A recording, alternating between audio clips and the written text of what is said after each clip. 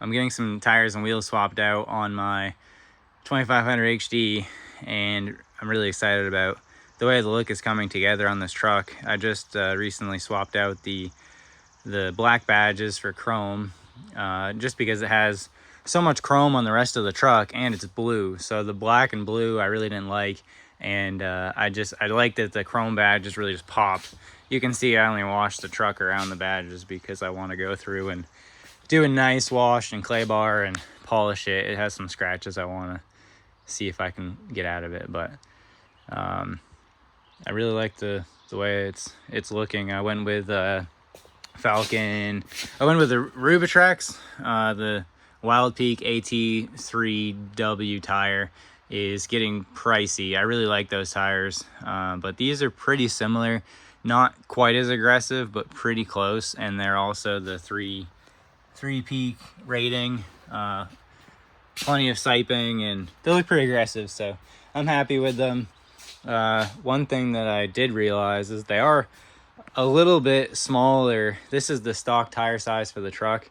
It's 275, where is it? 275, 7018, and the tires that I just pulled off were also 275s, but they're 275, 6520. And I didn't look up the actual specs of the tire, but I figured that they would be pretty close in height. And they actually are quite a bit bigger than these new tires that I have. So you can kind of see the difference quite a bit, which I actually don't really mind because this truck is so tall.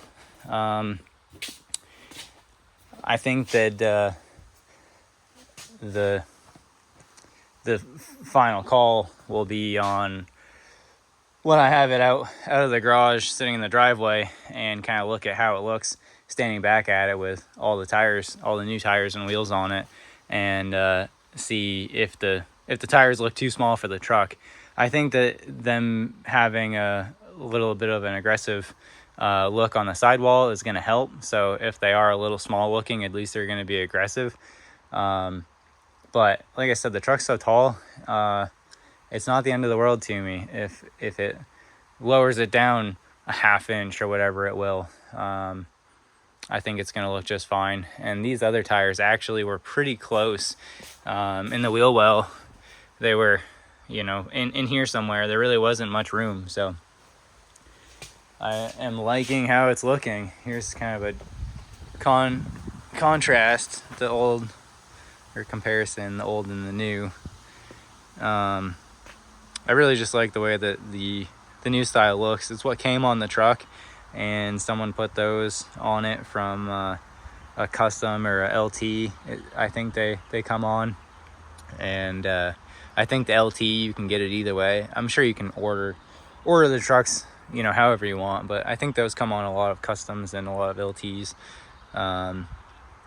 and I think those come on LTs and LTZs. So this truck is an LTZ, and I really like the look of that style wheel better. What I like about it mostly is that up close and far away it looks the same because it's all the same color, where this up close it's tough to capture on camera, but really it doesn't look too bad up close, and you can kind of see you can see a lot of the gray, and then you see the aluminum, and I don't know, there's just something about up close versus when you're far away. The big blocks of the aluminum, clear coated aluminum, just the aluminum color, they stand out and you see them, and I really don't like how like big and flat and bold those like blocks are of just the aluminum color, and just the 20s in general. It also rode terribly. This truck has the snowplow prep package on it, and so it's got the 5,600 pound front GVW rating, and it just rides so rough. I don't plan on putting a plow on this truck, so I'm going to see how it rides on the 18s, and then maybe even go down to the 5,200 or maybe even the 4,800 pound torsion bars, and I think that'll help it a lot.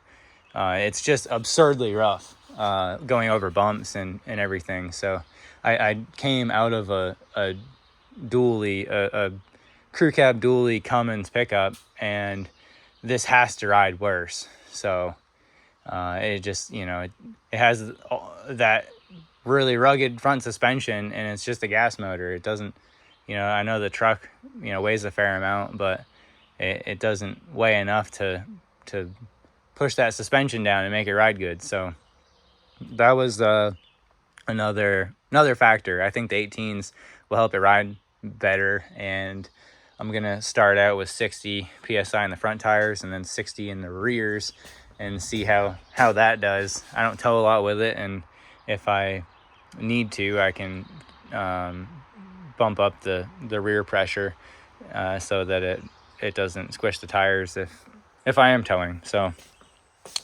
I'll get the rest on and then see how it rides and goes down the road.